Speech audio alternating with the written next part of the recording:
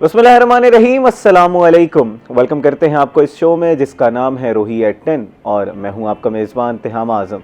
नाज़रीन, उम्मीद करते हैं कि आपके दिन का आगाज़ जो है वो अच्छा हुआ होगा और जिस तरह हमेशा हम अपने प्रोग्राम से ये कह रहे होते हैं कि आपने अपने दिन का आगाज़ एक नई मोटिवेशन और एक होप के साथ करना है कि इंशाल्लाह ये दिन मेरी ज़िंदगी का बेहतरीन दिन होगा और आज के दिन मैं अपने तमाम गोल्स अचीव करूँगा और इंशाल्लाह मेरे लिए कामयाबियों भरा दिन होगा। उम्मीद करते हैं कि इसी तरीके का दिन जो है वो आपका इसी तरीके का स्टार्ट आपके दिन का हुआ होगा। नाज़रीन, आज हमने ज़रा साइबर सिक्योरिटी पे बात करनी है। साइबर सिक्योरिटी होती क्या है, किस तरह हमने अपने आप को ऑनलाइन वर्ल्ड में सेफ़ रखना है, अपनी आइडेंटिटी को सेफ़ रखना है, 2FA क्या होता है और कौन कौन सी हम लोग गलतियाँ करते हैं जिसकी वजह से हम लोग फिर खुमियाजा भुगत रहे होते हैं। कभी कोई हमें ऑनलाइन फ्रॉड हो रहा होता है, कभी हमारी आइडेंटिटी थेफ्ट हो जाती है, कभी हमारे नाम पे कोई चीज़ हो रही होती है और हमें पता नहीं होता। तो इन सारी चीज़ों से बचना किस तरह है और ये होती क्या है, इस पर तफसीलन गुफ्तगू करने के लिए हमारे साथ मौजूद हैं हसन जावेद साहब, जो कि बड़े मारूफ ERP एंड IT एक्सपर्ट हैं। अस्सलाम वालेकुम हसन जावेद साहब। जी वालेकुम सलाम। वेलकम टू द शो जनाब, बहुत शुक्रिया जी आपने हमारे लिए वक्त निकाला। Thank you.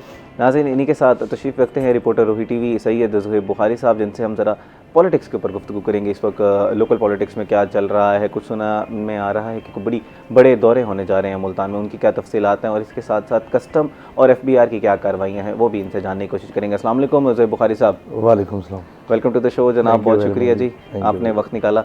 हसन साहब, आपसे स्टार्ट करते हैं जी। साइबर सिक्योरिटी, इसको ज़रा एक्सप्लेन कीजिएगा। ये टर्म दो लफ्ज़ों का मजमुआ लग रहा है, साइबर और सिक्योरिटी का।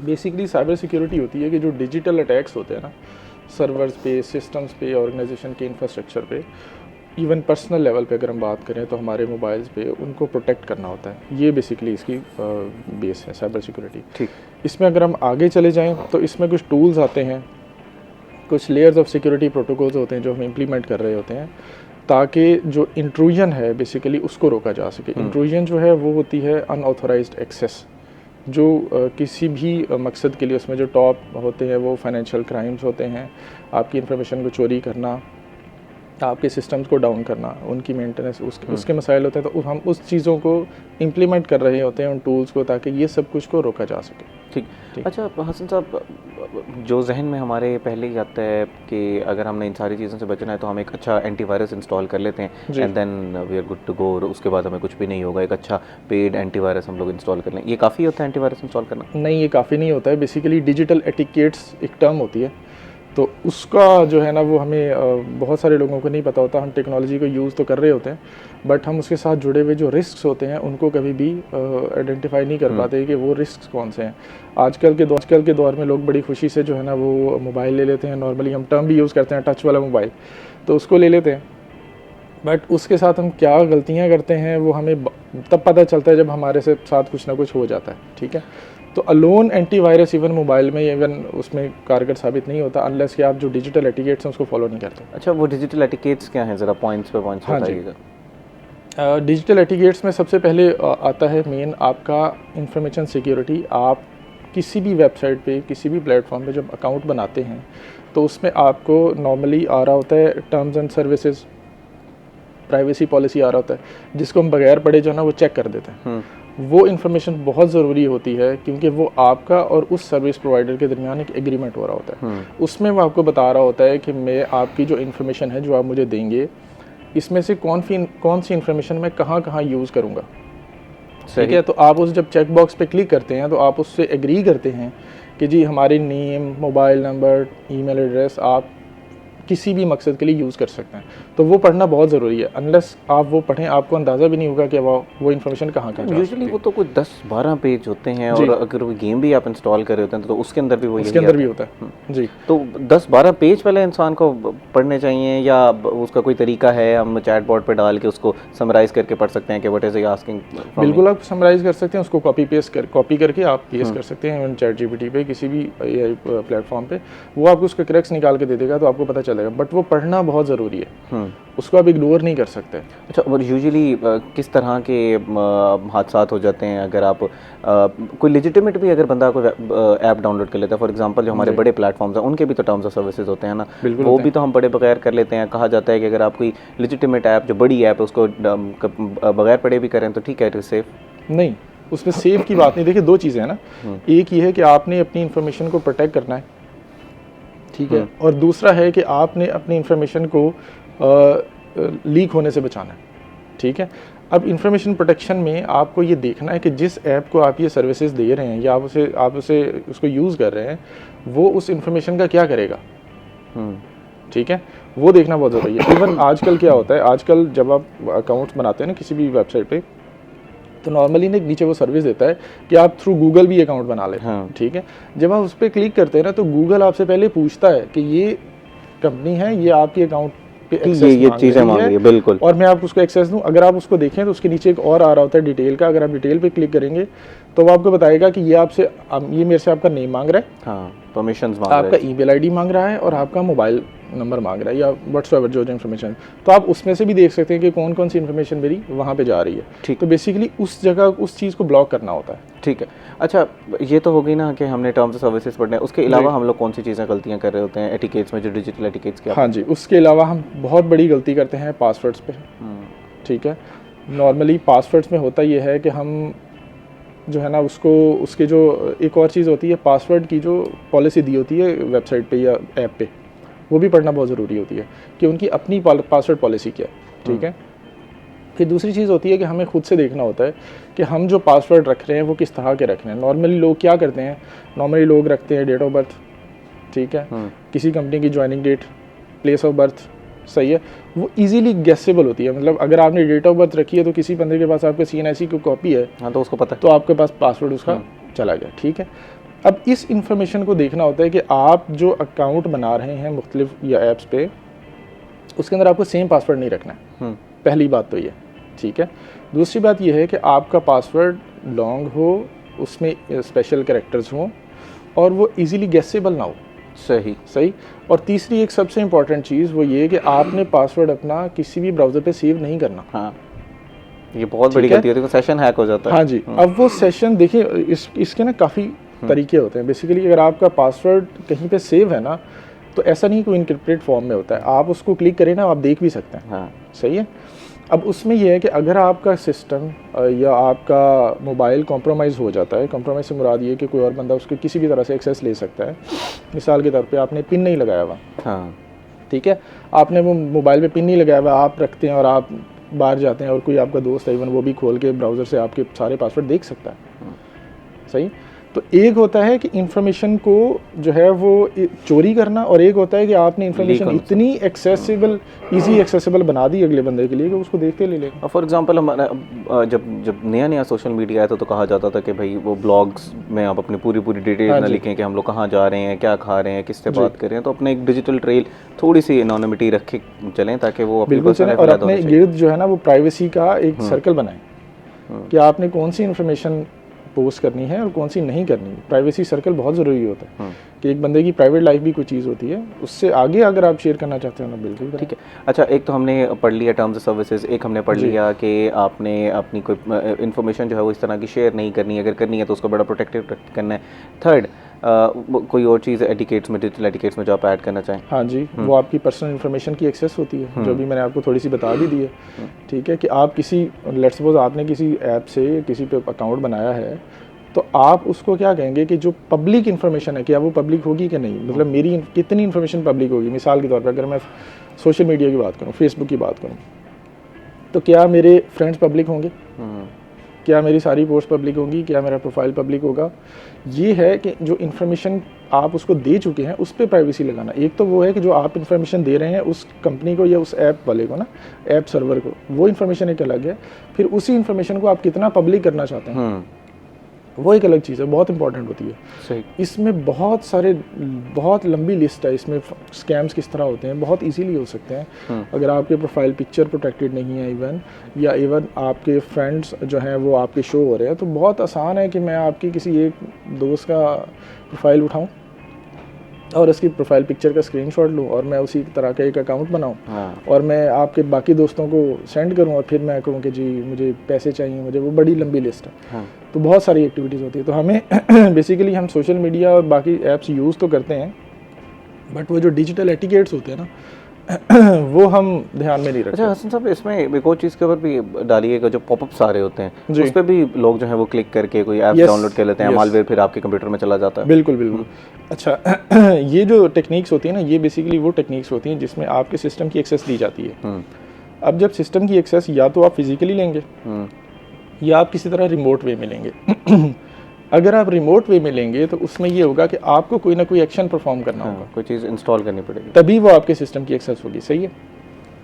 उसमें बड़ी मारूफ टर्म्स होती हैं, फिशिंग टेक्निक्स होती हैं बहुत ज़्यादा। उसमें थ्रू उसके कई तरीक़ेकार होते हैं। वो ईमेल्स के थ्रू भी आती हैं, वो आपको कॉल्स के थ्रू भी आती हैं, वो आपको मैसेजेस के थ्रू भी आती हैं, वो इसी तरह पॉपअप्स के थ्रू भी आती हैं। कॉल्स और मैसेजेस के थ्रू तो चलें, कोई लिंक आ गया तो कॉल्स के थ्रू किस तरह आ रहे होते हैं? कॉल्स में फेमस स्कैम होते हैं, जिस तरह आपको मुख्तलिफ बैंक्स के थ्रू कॉल्स आती हैं। अच्छा, वो अननोन नंबर से कॉल्स आती हैं कि जी हम ABC बैंक से बात कर रहे हैं और आपके अकाउंट में ये प्रॉब्लम हो गया। तो how do they get all the data? उनके पास एक स्पेसिफिक डाटा नहीं होता जो हम उनको बताते हैं और and then our account gets hacked. हाँ जी, मैं आपको बताता हूँ। वो उनके पास पूरा डाटा कहाँ से आ जाता है? ये जो अभी मैंने पीछे सारी बातें की है ना, ये जो डिजिटल एटिकेट्स होते हैं हम वो फॉलो नहीं करते। हम अपनी इंफॉर्मेशन हर जगह फेंकते हैं चंक्स में। और वो उसको ठीक है, इकट्ठा करके कंपाइल वो बहुत इजीली उसको कंपाइल किया जा सकता है अगर हम ध्यान नहीं देंगे, अगर हम ये नहीं करेंगे। देखिए, हम करेंसी के मामले में, पैसों के मामले में कॉशियस होते हैं, बट जब से ये डिजिटल करेंसी आई है तो हम इसके मामले में बिल्कुल कॉशियस नहीं हैं। सही है। तो बहुत लंबी जो है ना इसमें स्कैम्स की लिस्ट है जो लोग परफॉर्म करते हैं कॉल्स के थ्रू, ईमेल्स के थ्रू। बहुत तरीके हैं। ठीक है। अच्छा हसन साहब, ये तो वो हो गए जिसमें हमारे साथ कोई ना कोई स्कैम हो सकता है। अब आपने थोड़ा सा चीज़ों को प्रोटेक्ट करने के बारे में बता भी दिया। मैं चाहूँगा थोड़े से इस पर तफसीलन बताएं कि हमने अब प्रोटेक्ट किस तरह करना है। पासवर्ड पे टू फैक्टर ऑथेंटिकेशन लगाया जा सकता है, एंटीवायरस इंस्टॉल किए जा सकते हैं, डिजिटल एटिकेट्स के बारे में पढ़ा जा सकता है। इसके अलावा क्या किया जा सकता है? इसके अलावा आप अगर सिस्टम यूज़ कर रहे हैं या इवन मोबाइल यूज़ कर रहे हैं, उसमें अपडेट्स को लाजमी इंस्टॉल करें। सिक्योरिटी पैचेस, हाँ जी, उसको लाजमी इंस्टॉल करें। जो ऐप आप यूज़ कर रहे हैं उसकी भी अपडेट्स फ्रीक्वेंटली इंस्टॉल करें। ठीक है। टू फैक्टर ऑथेंटिकेशन लाजमी ऑन करें। उसमें ये होता है कि आपका अगर एक पासवर्ड कॉम्प्रोमाइज़ हो भी गया या किसी ने किसी भी तरह से आपकी एक उसकी एक्सेस ले भी ली, तो सेकंड आपके पास एक सेकंड लेवल ऑफ सिक्योरिटी होता है जो कि आपके या तो ईमेल के थ्रू होता है या आपके नंबर के थ्रू होता है। तो वहाँ से आप प्रोटेक्ट हो जाते हैं कि वो अनऑथराइज एक्सेस नहीं हो सकती। तो ये मल्टी फैक्टर ऑथेंटिकेशन जो है ना, ये बहुत अच्छा टूल है जो हमें बेसिकली सेफ इन्वायरमेंट देता है परफॉर्म करने के लिए। अच्छा हसन साहब, टू फैक्टर ऑथेंटिकेशन मैंने लगा लिया, लेकिन फिर भी मेरा अकाउंट हैक हो गया। जो मैं सेशन हैक करने की पहले बात कर रहा था वो भी तो हो जाता है। उससे किस तरह अपने आप को बचाना है? मैं आपको बताता हूँ। उसमें इस तरह से होता है कि नॉर्मली कर रहे होते हैं अनसिक्योर वाईफाई यूज़ करते हैं। ठीक है। जिसमें नॉर्मली कुछ वाईफाई ना पब्लिक वाईफाई आ रहे होते हैं जिन पे कोई पासवर्ड नहीं होता। हालांकि अगर आप नोट करें तो अगर आप सिस्टम से या मोबाइल से वो एक्सेस करेंगे तो वहाँ पे एक नोटिफिकेशन आ रहा होता है, थ्रेट आता है कि this site is not safe या क्योंकि सर ये बहुत इंपॉर्टेंट है। हसन साहब, इस पे तफसीलन गुफ्तगू करते हैं। नाज़रीन, अभी वक्त हुआ एक ब्रेक का। ब्रेक के बाद इसी बारे में बात करेंगे कि हमने क्यों जो लॉक्ड वाईफाईज होते हैं नहीं होते उनको इस्तेमाल नहीं करना, किन किन चीज़ों का ध्यान रखना है। अभी वक्त हुआ एक ब्रेक का। ब्रेक के बाद आपसे मिलते हैं, हमारा इंतज़ार कीजिएगा। वेलकम बैक नाजरीन। ब्रेक पे जाने से पहले हम लोग बात कर रहे थे साइबर सिक्योरिटी के हवाले से। मज़ीद भी उसी हवाले से गुफ्तगू करते हैं। हसन साहब हमारे साथ ही मौजूद हैं। चला हम लोग सैयद ज़ुहैब बुखारी साहब की तरफ रुख करते हैं। उनसे ज़रा जो पॉलिटिक्स के अंदर आपने कहा कि फिर मेरे पास आ गया। हाँ जी बिल्कुल, आपके पास ही आना था, मजबूरी है हमारी। आप ही हमारे साथ मौजूद हैं इस वक्त स्टूडियो में, नहीं तो हम कहीं और चले जाते। ज़ुहैब बुखारी साहब, ज़रा बताइएगा कि इस वक्त कुछ ख़बरें आ रही हैं, चेयरमैन बिलावल भुट्टो साहब जो हैं वो जनूबी पंजाब का दौरा कर सकते हैं। इसमें कितनी सदाकत है या ये बस ऐसे सोशल मीडिया की खबर है?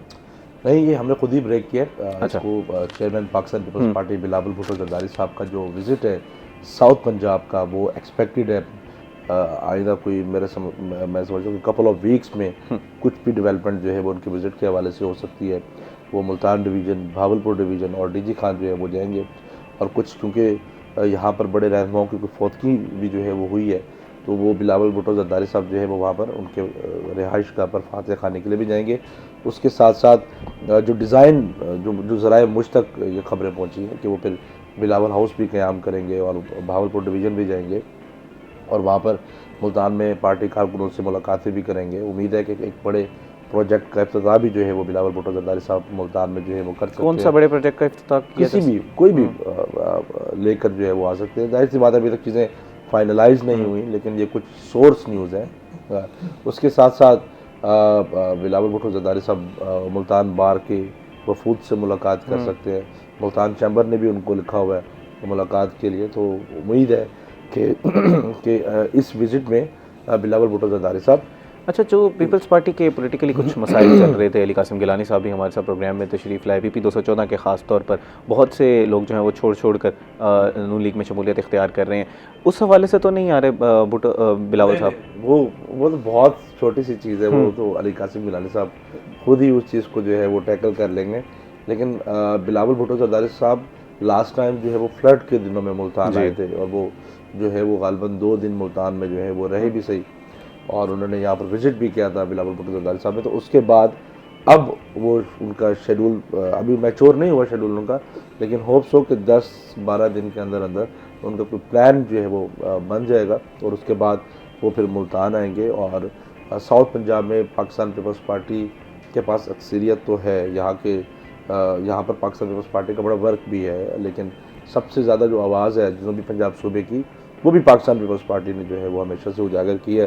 ख़ासकर अगर हम देखें इसके बिल की बात हो, करारदाद की बात हो, तो chairman public account committee Ali हज़रत गिलानी साहब ने जो है वो जैसे ही वो बने तो पहले दिन उन्होंने मूव किया असम्बली में उसको। तो होप तो बिलावल भुट्टो जरदारी साहब का जो विजिट है ये जो है वो फ्रूटफुल होगा पार्टी के लिए भी और इस खत्ते के लिए भी बड़ा फ्रूटफुल होगा।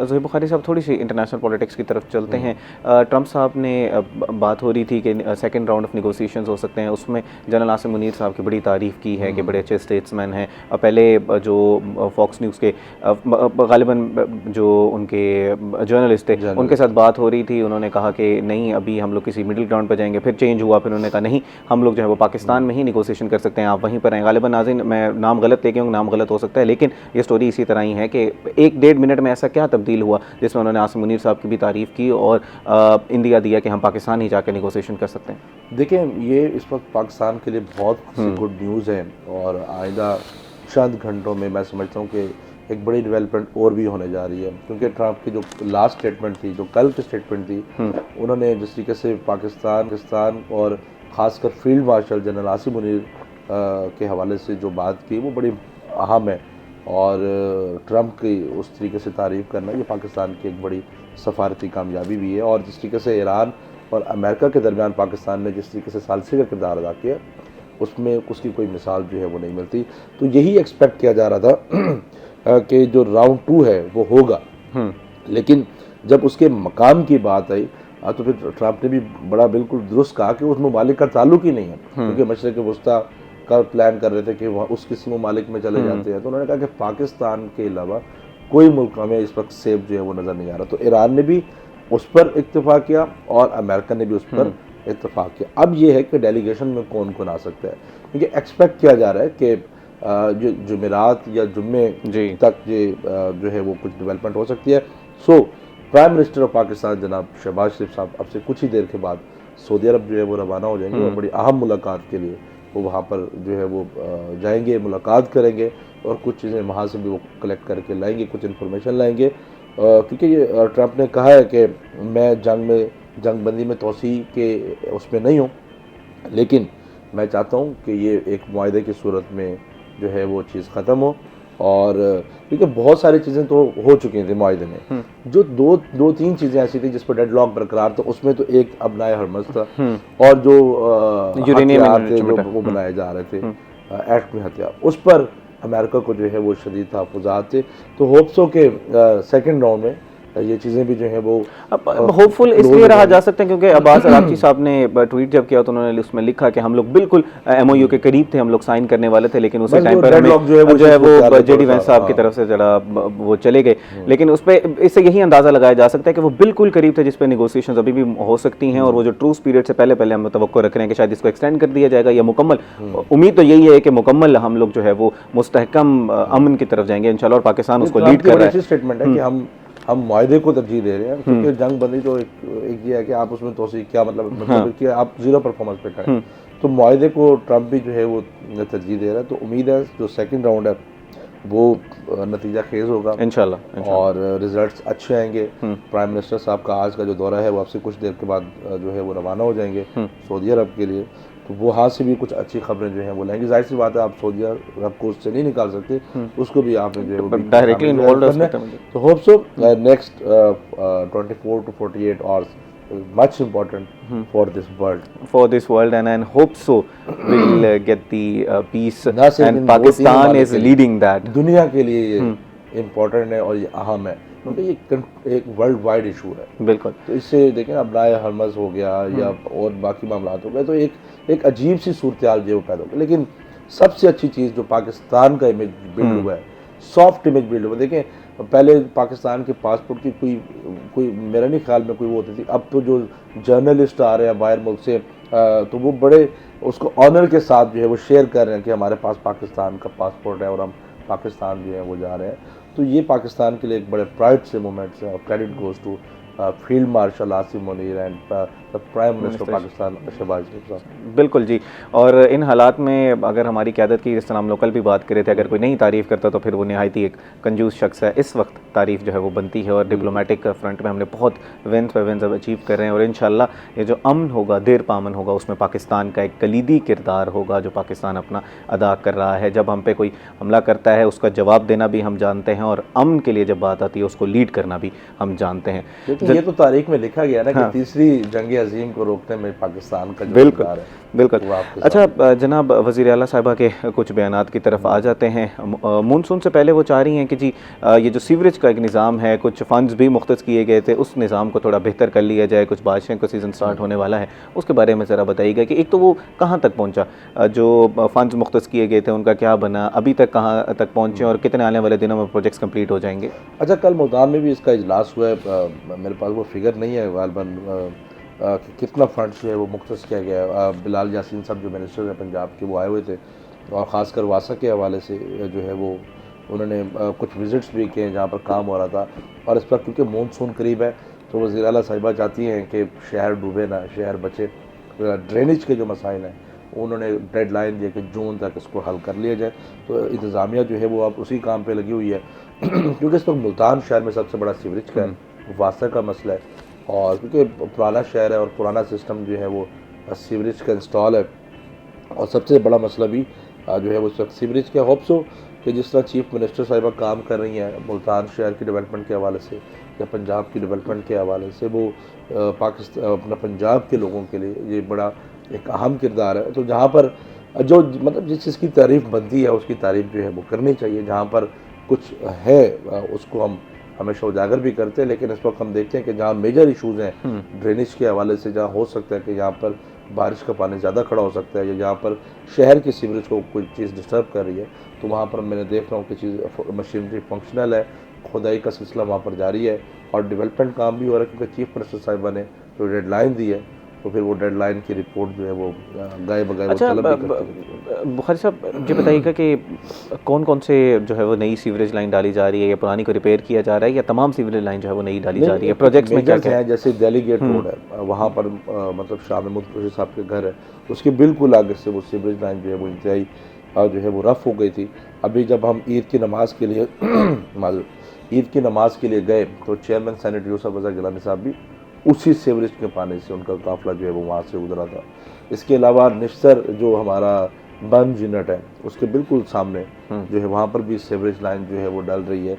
इसके अलावा 2-3 और पॉइंट्स हैं जो कि मेजर पॉइंट्स हैं, वहाँ पर भी सीवरेज के जो मंसूबे हैं वो इंस्टॉल किए जा रहे हैं और ताकि नई सीवरेज डाली जा सके। तो इसी हवाले से शहर की मुख्तलिफ जगहों पर जो सीवरेज के काम है वो ड्रेनेज के हवाले से वो जा रहे हैं। तो ये करोड़ों रुपए के मंसूबे हैं। अभी मैं जब अली कासिम गिलानी साहब से भी जब मैंने लास्ट टाइम इंटरव्यू किया तो वो भी यही बता रहे थे कि इस वक्त जो सबसे बड़ा मसला है वो वासा का है। बिल्कुल, शहर में साफ़ पानी के बड़े मसाइल हैं। साफ़ पानी का एक मसला है, उसके लिए एक साफ़ पानी की एक अथॉरिटी भी बनाई गई थी, साफ़ पानी अथॉरिटी थी, उसकी क्या कारकर्दगी उसके बारे में भी ज़रा बता दीजिएगा। वो बेसिकली साफ़ पानी अथॉरिटी जो फ्लड के एरियाज थे वहाँ पर उनको जो है वो ज़्यादा मुतहरिक किया गया क्योंकि वहाँ पर क्योंकि बीमारियाँ ज़्यादा फैलने का खदशा था सैलाब मुतासर इलाकों में। वहाँ पर फिल्ट्रेशन प्लांट्स भी नस्ब किए गए ताकि वहाँ के जो लोग हैं, क्योंकि मैक्सिमम जो बीमारियाँ हैं, ज़्यादा बीमारियाँ जो है वो पानी की वजह से फैलती हैं। शहर में बहुत सारे इलाके ऐसे हैं जहाँ पर साफ़ पानी में आपका सेवरेज का पानी भी जो है वो शामिल होकर आता है। अक्सर आपने कभी नोट किया हो तो वो उसमें बड़ी स्मेल सी होती है, तो वो सीवरेज का पानी जो है वो मिला होता है, तो वो पीने के काबिल भी नहीं होता। इवन कि आप उसे नहा भी नहीं सकते, आप उसे वज़ू भी नहीं कर सकते, तो बहुत सी बीमारियों का सबब बनता है। तो साफ़ पानी अथॉरिटी मेरे ख्याल में वहीं पर ज़्यादा काम कर रही है, क्योंकि वो इस वक्त बड़ा इशू है और आगे फिर फ्लड की सिचुएशन जो है वो हमें देखने में आ रही है। और PDMA ने लास्ट टाइम भी अलर्ट जारी किया था कि इस बार का जो फ्लड है वो पिछले साल से भी ज़्यादा वो हो सकता है। तो अल्लाह खैर करे जी। हुकूमत अपना काम कर रही है डेवलपमेंट्स के हवाले से, रोड्स के हवाले से, सड़कों के हवाले से और एजुकेशन के हवाले से। होप फॉर द बेस्ट कि लोगों को उनके जो बेसिक नेसेसिटीज़ हैं वो मिलना शुरू हो जाएंगी और ऐसा अंदाज में मिलना शुरू हो जाएंगी। अच्छा, अभी आपने फ्लड्स की बात कर दी। हम हमेशा ये बात करते हैं कि प्रोएक्टिव अप्रोच होनी चाहिए रादर देन रिएक्शनरी अप्रोच। इसके बारे में भी ज़रा तफसीलन बताइएगा कि क्या काम किया जा रहा है फ्लड्स के हवाले से। देखिए, मेरे ख्याल में अभी से होमवर्क जो है वो शुरू कर दिया गया हुआ है PDMA की जानिब से। अब PDMA का जो DG है वो भी चेंज हो गया और पहले काठिया साहब थे, इरफान काठिया साहब, उनको कमिश्नर लगा दिया गया और जो है वो इस पर काम जारी है और इंशाल्लाह अल्लाह करेगा कि हम इस दफ़ा किसी नागहानी सूरत हाल से निपटने के लिए तैयार भी होंगे और इंशाल्लाह उसका हमें मुकाबला के लिए हमारे पास रिसोर्सेज भी मौजूद होंगे। नाज़रीन, अभी वक्त हुआ एक ब्रेक का। ब्रेक के बाद आपसे मिलते हैं, थोड़ा सा साइबर सिक्योरिटी के ऊपर गुफ्तगू करेंगे। हमारे साथ रहिएगा।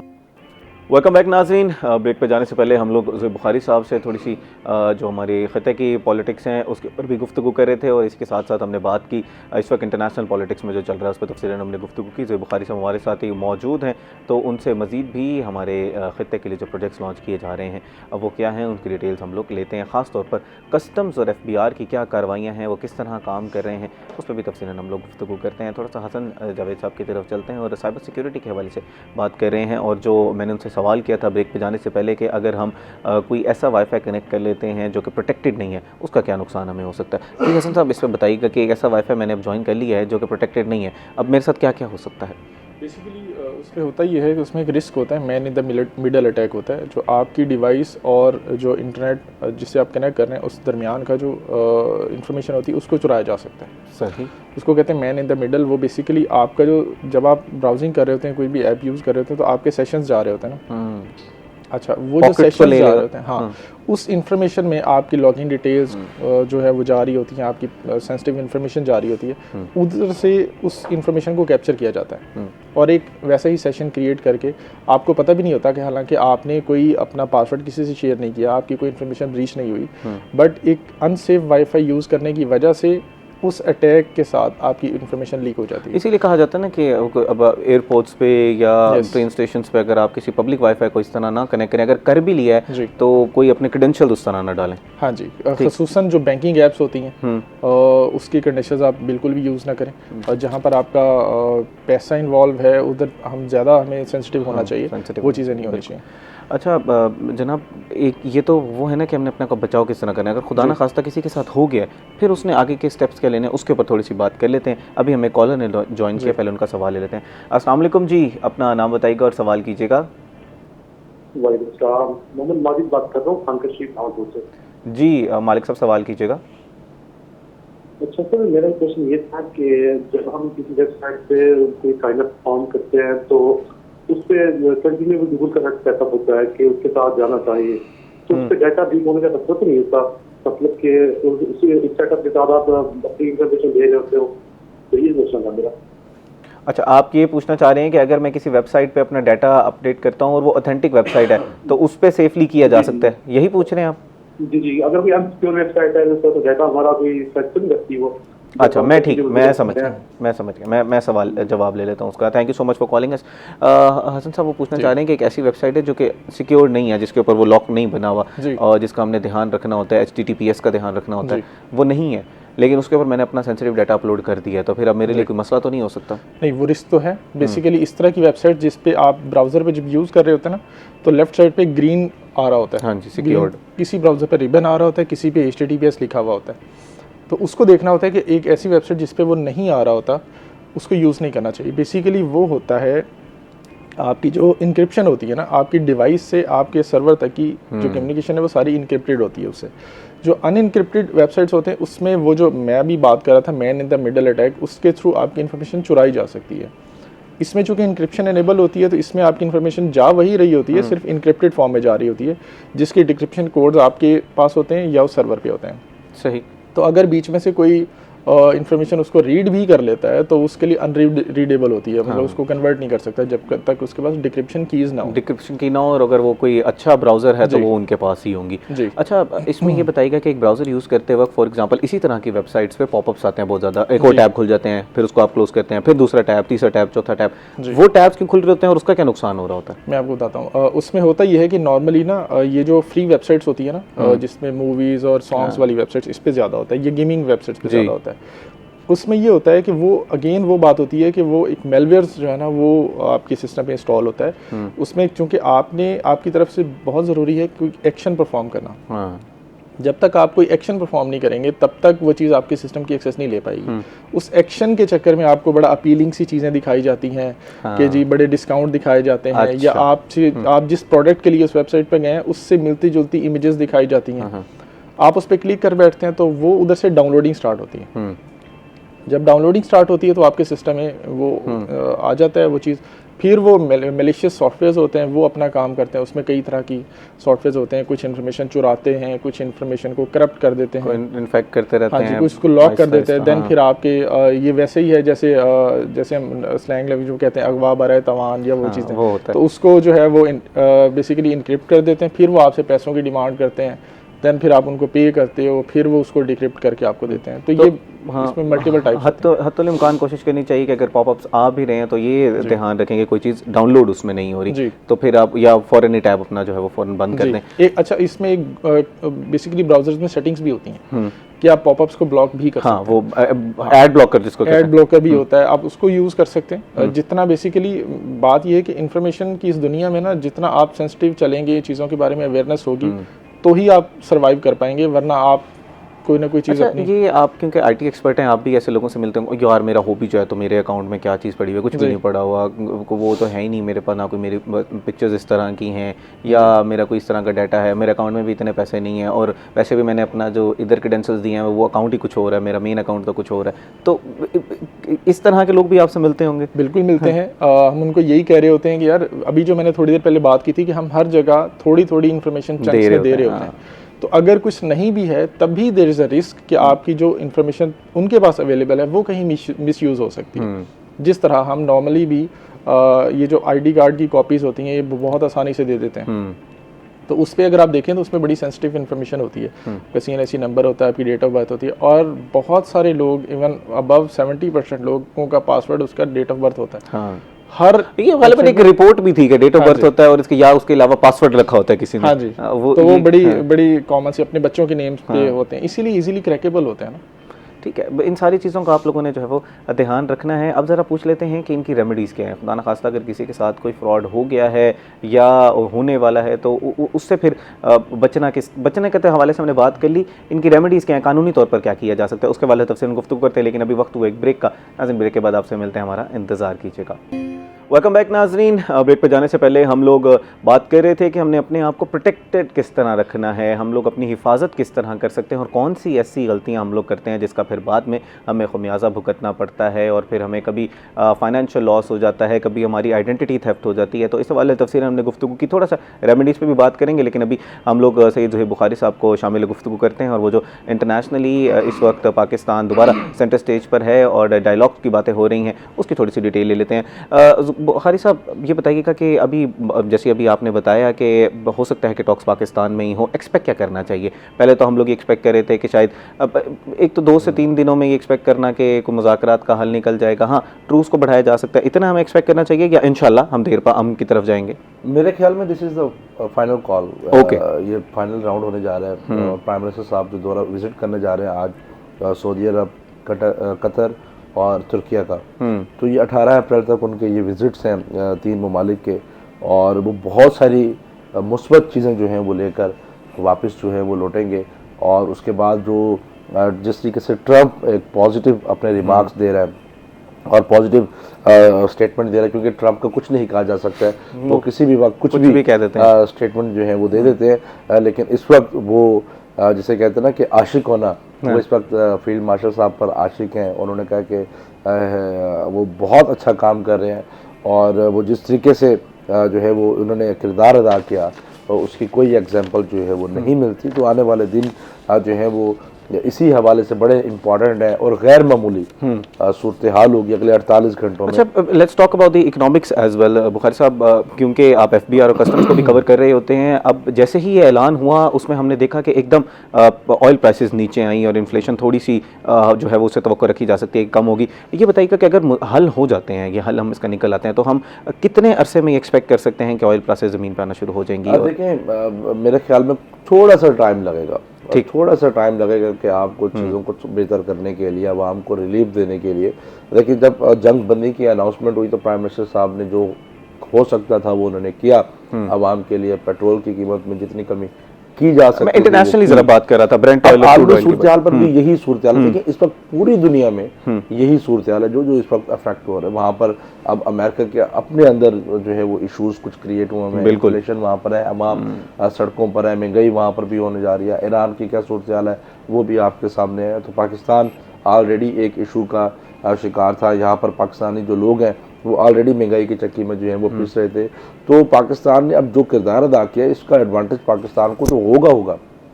आलमी सतह पर भी इकोनॉमी की चीज़ें जो है वो बेहतर होंगी। लेकिन अब नया हरमस कितना इंपॉर्टेंट है, बिल्कुल 20% दुनिया का तेल गुजरता है। तो देखें, अब देखें वहाँ पर तेल जब नहीं होगा, रॉ मटेरियल्स इंडस्ट्री के पास नहीं होगी, इंडस्ट्री बंद हो जाएगी तो आप देखें कि सैकड़ों की तादाद में लोग बेरोजगार होंगे। जब बेरोजगारी होगी तो जाहिर सी बात है कि वो फर्द बेरोजगार नहीं होगा, वो कई खानदान, सैकड़ों खानदान बेरोजगार होंगे। तो ये चीज़ें कनेक्टेड है, आपस में एक दूसरे से चीज़ें कनेक्टेड है। इकॉनमी के हवाले से पेट्रोल की कीमत बढ़ती है तो आप देखते हैं कि अशरफ नोश बढ़ जाती है, चीनी, घी, आटा, उसके साथ आपकी ट्रांसपोर्ट बढ़ जाती है। गुड्स ट्रांसपोर्ट को देख लें, आपके गुड्स ट्रांसपोर्ट सनतकार जो है या ताजिर जो है वो ऑर्डर्स नहीं देता कि भाई उसको महंगा रेट मिल रहा है, तो आपकी ट्रांसपोर्टेशन बंद हो जाती है, आपके कंटेनर्स पार्क हो जाते हैं। दूसरा देखें, एफबीआर को देख लें कि किफ़ायत शुमारी मुहिम चल रही है इस वक्त। आपके कस्टम की जो ऑपरेशन है वो बाहर के नहीं हो रहे। टैक्स कलेक्शन के लिए एफबीआर को मुश्किलात का सामना है। 60% गाड़ियाँ पार्क खड़ी हैं इस वक्त। मतलब जब आपके पास सड़कों पर निकालने के लिए, फील्ड फॉर्मेशन के लिए टीम्स ही नहीं है, क्योंकि इस वक्त सूरत हाल ऐसी है, तो आपने उस सूरत हाल को जो है वो साथ लेकर चलना है। अब जितनी सूरत हाल हो सकती थी, 8 बजे आप मार्केटें बंद कर रहे हैं, 10 बजे आप रेस्टोरेंट्स को बंद कर रहे हैं, मतलब बिजली की जितनी बचत आप कर सकते थे। अब कल अनाउंस हुआ कि 2.25 घंटे आपने शट डाउन रखना है। तो देखें, ये वो चीज़ें हैं जो मुश्किल तो है, हालात का मुकाबला तो कर रही हैं, लेकिन अगले 2 दिन जिस तरीके से इंटरनेशनली इस चीज़ को बताया जा रहा है कि 2 दिन बड़े इंपॉर्टेंट है और गैर मामूली दिन है, और होप्स हो कि एक मतलब फिर जो जेडी वैंस है वो पाकिस्तान आएंगे और एक अच्छे वक्त के साथ, और इंशाल्लाह हम जो है वो मुस्तकिल अमन की तरफ जाएंगे और पाकिस्तान का इसमें कलीदी किरदार होगा। पाकिस्तान इसको लीड कर रहा है और इंशाल्लाह हम लोग जो है वो अमन हासिल कर सकेंगे। नाज़रीन, थोड़ी सी पोलियो की बात कर लेते हैं। साल 2026 की दूसरी मुल्क गिर इंसदाद पोलियो मुहिम का बाकायदा आगाज़ हो चुका है, जो 13 से 19 अप्रैल तक जारी रहेगी। 7 रोज़ा कौमी मुहिम के दौरान 4.5 करोड़ बच्चों को पोलियो से बचाव के कतरे पिलाने का हदफ मुकर्रर किया गया है। ये मुहिम सिंध, बलूचिस्तान, पंजाब और खैबर पख्तूनख्वा समेत मुल्क भर में चलाई जाएगी। पोलियो का मुकम्मल खात्मा हम सब की मुश्तरका जिम्मेदारी है। वालिदैन से गुजारिश है कि वो अपने 5 साल तक के हर बच्चे को इस मुहिम के दौरान पोलियो से बचाव के कतरे लाजमी पिलाएं और पोलियो टीमों के साथ भरपूर ताउन करें। इज्तमाई कोशिशों से ही हम इस खतरनाक वायरस का मुकाबला कर सकते हैं और आने वाली नस्लों को एक महफूज और सेहतमंद मुस्तकबिल दे सकते हैं। तो लाजमी तौर पर अपने पेरेंट्स को, अपने जो टीम्स आ रही हैं उनको सपोर्ट कीजिएगा, उनकी हेल्प कीजिएगा और अपने जो 5 साल से बच्चे हैं, 5 साल तक के बच्चे हैं, उनको ये कतरे पिलाइएगा लाजमी तौर पर, ताकि हम इस जो पोलियो है उसका मुकाबला कर सकें। और हुकूमत की काविशों की कुछ जिम्मेदारियाँ नाज़रीन हमारी भी हैं और हमेशा हम अपने प्रोग्राम से ये बात कर रहे होते हैं कि कुछ जो हमारे ऊपर जिम्मेदारियाँ आयद की गई, हमारे फ़राइज़ हैं, उनको जो है हमने अदा करना है और फिर एक्सपेक्ट करना है हुकूमत से कि हाँ जी अब आप बताएँ कि आप हमारी फैसिलिटेशन के लिए क्या कर रहे हैं। तो ये हमारा फ़र्ज़ है कि हम बच्चों को पोलियो के कतरे पिलाएं और उसके बाद फिर हम गवर्नमेंट से एक्सपेक्ट करें कि हमने तो अपने काम किए थे, फिर भी अभी तक ये पोलियो जो है वो क्यों इस वक्त मौजूद है, तो पहले वो करें। हसन साहब, thank you so much for बस। आज हमने जो है वो साइबर सिक्योरिटी पे शायद हासिल गुफ्तगू की, लेकिन ये क्योंकि ऐसा टॉपिक है जिस पर जितनी गुफ्तगू की जाए उतनी कम है, तो गाहे बगाहे हम आपको दावत देते रहेंगे। सईद ज़ुहैर बुखारी साहब, आपका भी बहुत शुक्रिया जी, बड़ा अच्छा आपने तज्जिया दिया और आपने रिपोर्ट किया कि इस वक्त खित्ते की क्या सूरत हाल है और आगे आने वाले दिनों में क्या हो सकता है। नाज़रीन, उम्मीद करते हैं कि प्रोग्राम का पहला हिस्सा आपको पसंद आया होगा। अब आपसे मुलाकात होगी एक ब्रेक के बाद। कुछ कुछ नए टॉपिक्स, कुछ नए गेस्ट के साथ। तब तक अपने मेज़बान का इंतजार कीजिएगा। We will be right back. Welcome back नाजरीन। ब्रेक पर जाने से पहले हम लोग बात कर रहे थे साइबर सिक्योरिटी के हवाले से, और इसी के साथ साथ सैयद ज़ुहैब बुखारी साहब हमारे साथ मौजूद थे, जो हमें आगाह कर रहे थे कि इस वक्त क्या सूरत हाल है, या जो बात हम सुन रहे हैं कि सेकंड राउंड ऑफ टॉक शायद पाकिस्तान में हो सकती हैं, उसकी क्या डिटेल्स हैं, तो उस पर हमने तफसीलन गुफ्तगू की। इस वक्त हमें ज्वाइन किया है फ़रहत फ़ातिमा साहिबा ने, जो कि सीनियर जर्नलिस्ट हैं। उनसे भी इसी हवाले से जो है वो गुफ्तगू कर लेते हैं। अस्सलाम वालेकुम मैम। जी वालेकुम अस्सलाम। मैम, इस वक्त इस तरह की बातें आ रही हैं, हमें ख़बरें मिल रही हैं कि शायद सेकंड राउंड ऑफ टॉक्स भी इस्लामाबाद में हो सकते हैं, और ये बताइएगा कि क्या डिटेल्स हैं, कब हो सकते हैं, इसके बारे में कोई मुसद्दक़ा ज़राए से कोई ख़बर आ रही है? जी बहुत शुक्रिया। आज सदर ट्रंप ने अपने जर्नलिस्ट को कहा कि आपको वहीं रहना चाहिए था, क्योंकि अगले दो रोज़ में आपको मुज़ाकरात के लिए हम वहाँ पे इकट्ठे हो सकते हैं, और जेडी वैंस जो हैं वो इसको रिप्रेजेंट करेंगे। और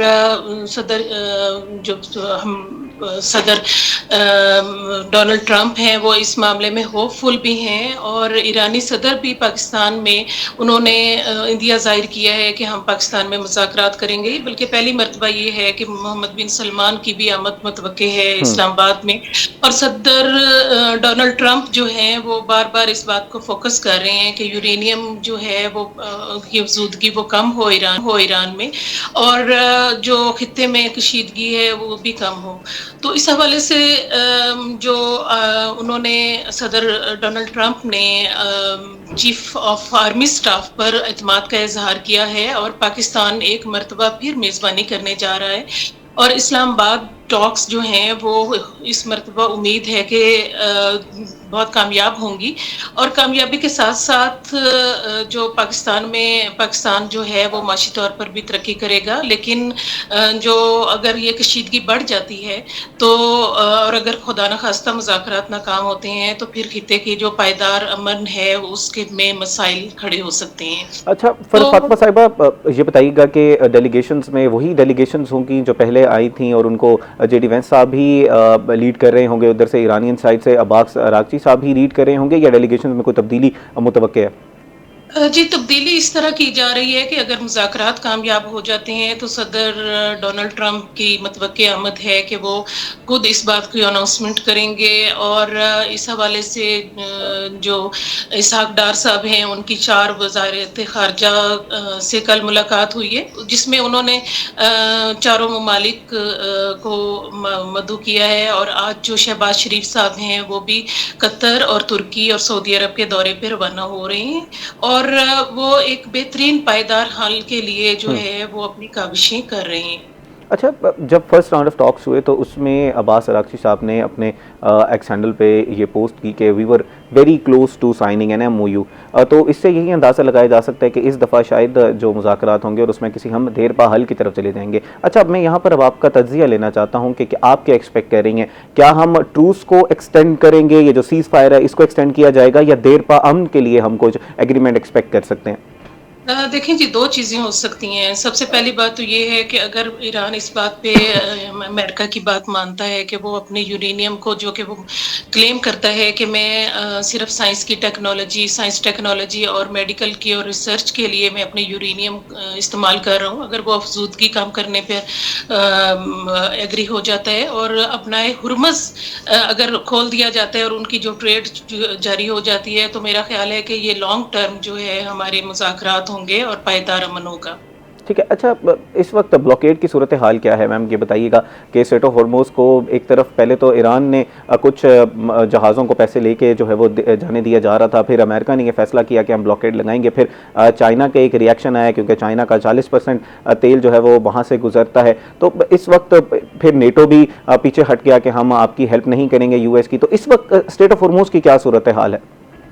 हुर्मुज़ पे जो सूरत हाल है वो अभी तक बरकरार है। कल से जो है वो ईरान के किसी जहाज़ को भी गुजरने नहीं दिया जा रहा, और खलीज ममालिक की भी यही सूरत हाल है। इवन देन जो चीन है, कल उस पे भी जो है उसके जहाज़ों की आमदोरफ्त को भी रोक दिया गया और चीन इस बात पे कल चीनी सदर की अपने वज़ीर ख़ारिजा से भी मुलाकात हुई और उन्होंने इस बात पर जो है वो बर्मिला इज़हार किया कि अगर यही सूरत हाल रही तो इस्लामाबाद टॉक्स जो है उसमें मज़ीद जो है वो पेशरफ्त नहीं हो सकती।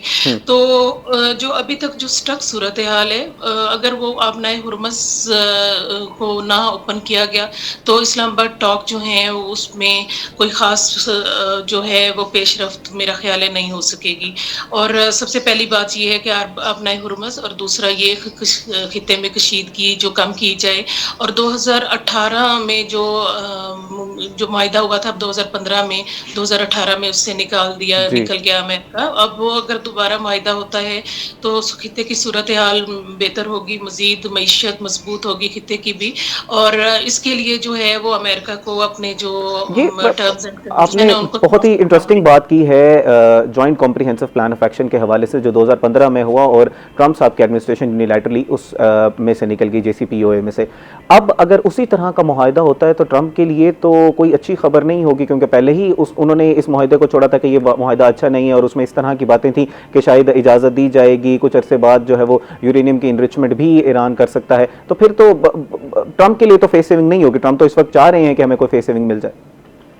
देखिए, अगर इस तरह अगर नहीं होता तो इसराइल और सऊदी अरेबिया जो है वो ईरान पे जो है वो जोर दे देगा और खित्ते में एक अटैक होने का भी खतरा है ईरान पर। लेकिन दूसरी सूरत हाल आप ये भी तो देखें कि 2018 के बाद एक सूरत हाल अमेरिका की भी चेंज हुई है। अमेरिका जो कि पहले उसने वेनेजुएला पे और इराक पे अटैक किया था तो उसने किसी मुल्क से नहीं पूछा था। अब इस्लामाबाद पे और फील्ड मार्शल में पर उनका एतमाद जो है वो बड़ा है और पहली मर्तबा ऐसा हुआ है कि अमेरिका अगर ईरान पे सैंक्शंस लगाना चाहता है तो वो दूसरे ममालिक जो उसको देखे, कल इटली ने अपना माहिदा कर दिया, उसके साथ साथ कतर ने भी ईरान की हमायत का ऐलान कर दिया। तो पूरे आलमी सतह पर जो है वो एक सिनेरियो चेंज है। वो 2015 वाली सूरत हाल और 2026 की सूरत हाल में बहुत ज़्यादा फ़र्क है।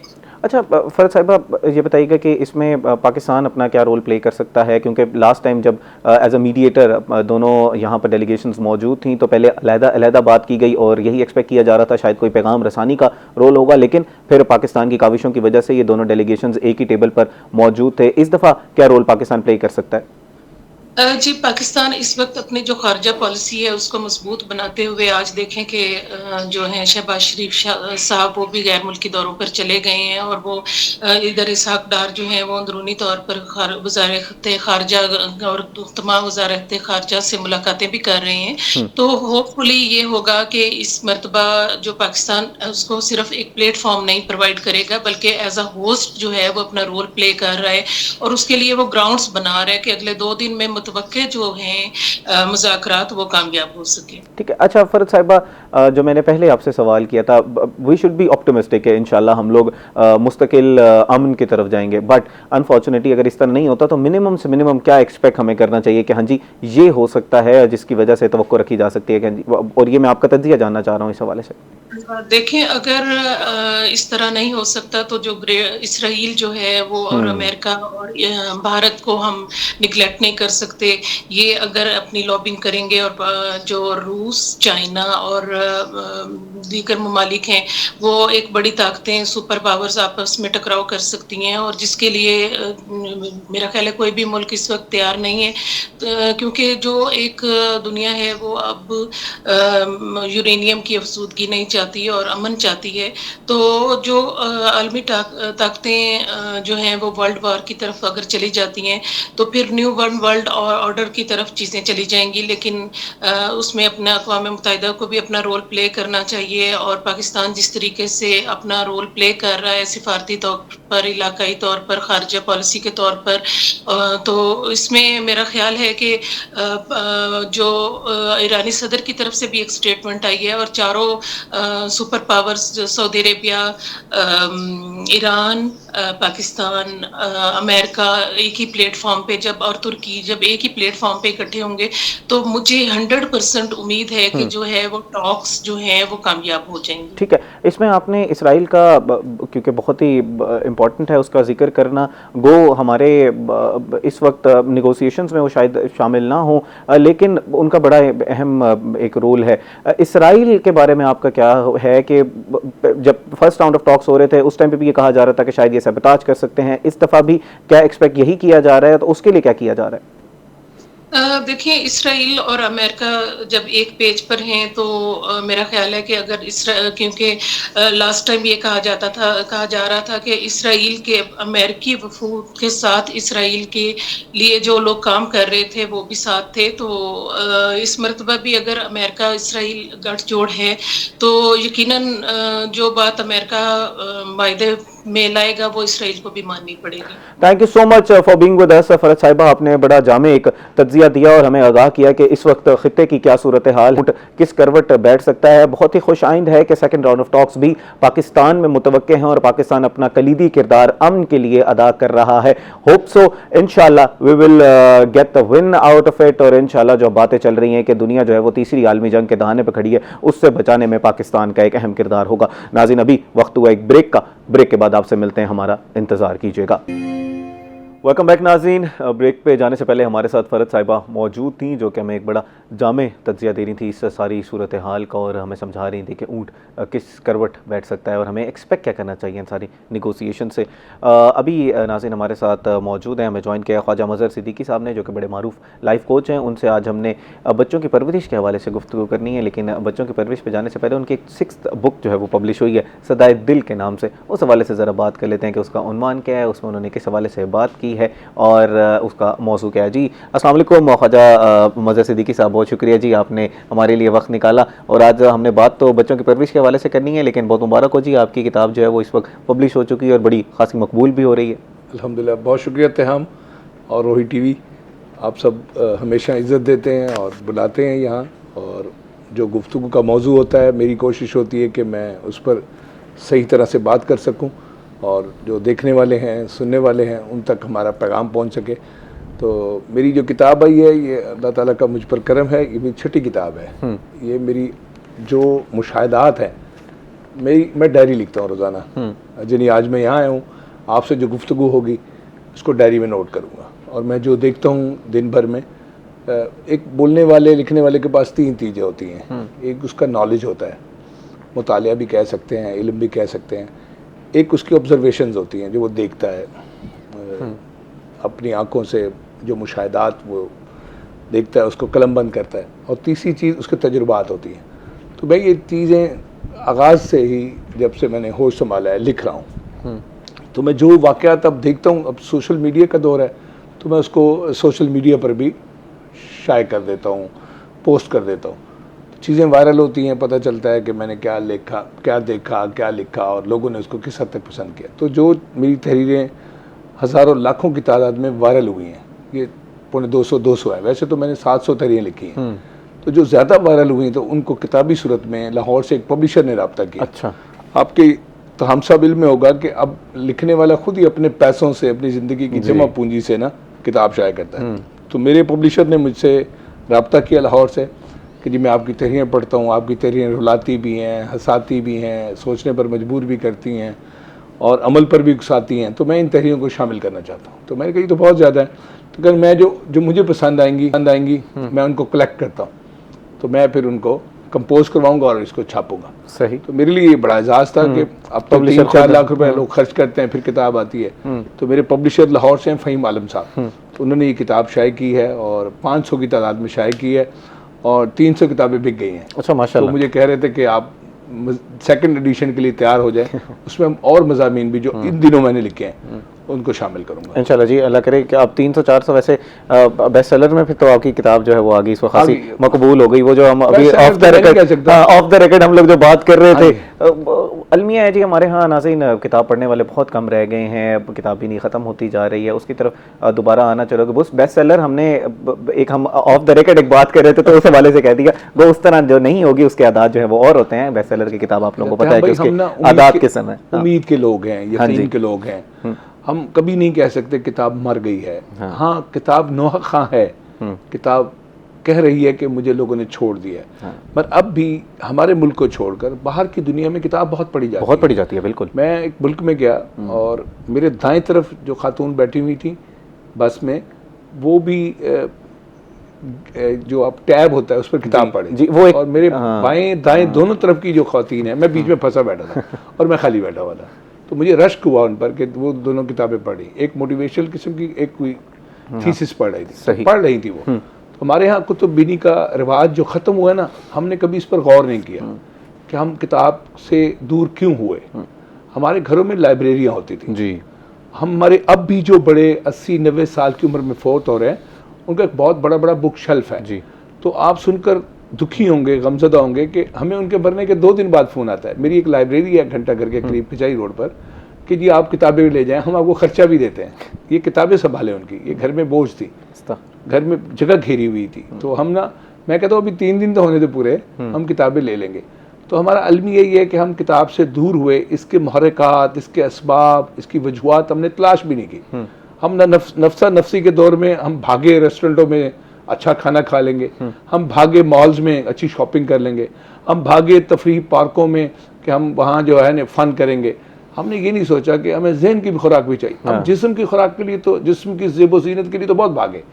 हमने महंगे से महंगे ब्रांड के कपड़े, मैं भी लाहौर में था तो मेरा क्लास फेलो मुझे उसका माल रोड पे, सॉरी हाल रोड पे उसका ये एसेसरीज का काम है मोबाइल, मुझे पंजाबी में कहने लगा तेनों पता है मैं किन्ने दे कपड़े पाए ने। मैं क्या होएगा यार 25-30 हज़ार का सूट, कहना जा मुल्तानी मैं 75,000 के कपड़े पाए ने। पेंट कोट उसका 75,000 का था। तो मैं कहा इस साल कोई नवी किताब भी खरीदी है? कहने लगा की होंगी है। अब जब वो मेरा दोस्त बना था तो हमारे दरमियान वजह दोस्ती किताब थी, सही। हम पेन फ्रेंडशिप थी हमारी, वो मियाँ चन्नू के थे, हम मुल्तान के थे, मैं उनके पास जाता था और किताब दोस्ती थी। किताब निकल गई बीच में से सर, दोस्ती बरकरार रही, किताब निकल गई। किताब निकल गई। अब इसी मौजू को ज़रा हम आज के अपने मौजू से लिंक करते हैं। बच्चों की परवरिश में किताब का बड़ा एक अहम किरदार है। बचपन से ही हम किताब आपकी बेहतरीन दोस्त है, किताब आपकी बेहतरीन दोस्त है, लेकिन हमारे यहाँ तो सर वो किताब भी नहीं ख़त्म होती जा रही है। फिर हमने बच्चों की परवरिश भी तो करनी है, उनको शौक़ किस तरह दिलाना है? अच्छा देखें, यहाँ तक मैं आपको बताना चाहता हूँ, बच्चों की तालीम, बच्चों की तरबियत और बच्चों की परवरिश, ये 3 अलग अलग मौजूआत हैं। परवरिश तो जानवर भी करते हैं अपने बच्चे की, परिंदे भी करते हैं, ठीक है। परवरिश तो हम फूल पौधों की भी करते हैं, हाँ जी, अपनी फसल की भी करते हैं, अपने बाग की भी करते हैं, देखभाल भी करते हैं। हमने बाग के लिए माली रखा हुआ, परिंदे घोंसला बनाते हैं, बिल्कुल है जी, उनके लिए अपनी चूंच में खुराक लेके आते हैं, परवरिश वो भी करते हैं, परवरिश इंसान भी करता है। इंसान अशरफुल मखलूक़ात है, ये अपनी जो बेइज्जत है उसका मकसद भूल गया। मैं हमेशा ये बात, मैं शायद आपकी इसी फोरम पे, इसी चैनल पे बैठकर पहली बार ये बात कहने वाला शख्स हूँ पाकिस्तान में जिसने कहा था कि तालीम पहले नहीं, तरबियत पहले। हाँ। हम कहते हैं तालीम और तरबियत साथ साथ। इस स्कूल में बच्चों की तालीम और तरबियत का सामान मुहैया किया जाता है, एहतमाम किया जाता है। तालीम, फिर हम कहते हैं तालीम, तरबियत और तफरी साथ साथ। मैं कहता हूँ तरबियत पहले शुरू होती है। हाँ। तरबियत जब बच्चा पेट में जन्म लेता है, उसका आगाज़ होता है, बुनियाद पड़ती है, रोज़े अव्वल से तरबियत शुरू हो जाती है। अच्छा, इसको ज़रा फिर एक्सप्लेन करते चलें। जब अक्सर औक़ात आप बारहा इस बारे में बात कर चुके हैं, तो मैं चाहूँगा आज ज़रा एक्सप्लेन कर दें कि तालीम क्या है, तरबियत क्या है और परवरिश क्या है। देख परवरिश तो यही है ना कि हम खाना, लिबास, सोने की जगह, घर, है जी, है जी, ये परवरिश है, ठीक है। इसमें आदाब को शामिल करें, ठीक। आदाब तरबियत है। ये आप देखें ना, हमारे जो हम जहाँ से हमारी फोर फादर्स नहीं, हमारी इब्तदा होती है। अल्लाह भी इंसान को जब पैदा करता है तो उसकी ट्रेनिंग का अमल साथ शुरू कर देता है, ठीक है। तरबियत पहले होती है। मैं ये कहता हूँ कि तालीम बाद में होती है।